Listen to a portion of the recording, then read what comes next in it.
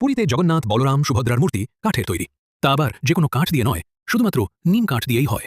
তবে হিন্দু দেব দেবীদের মূর্তি সাধারণত পাথর বা ধাতুর সাহায্যে বানানো হয়, তাহলে শুধুমাত্র জগন্নাথ দেবের মূর্তি কাঠের কেন? চলুন জেনে নেই এর পিছনের কারণ।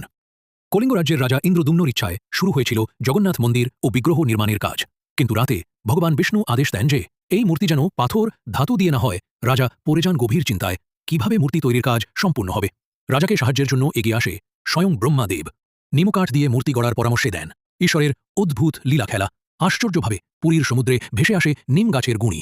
ব্রহ্মাদেবের পরামর্শে তাই দিয়েই শুরু হয় মূর্তি তৈরির কাজ। তবে কাঠ দিয়ে মূর্তি নির্মাণ একরকম সম্ভব ছিল না। কেমন হবে জগন্নাথ দেবের মূর্তির রূপ? সেই সময় পথ দেখিয়েছেন স্বয়ং ভগবান বিষ্ণু।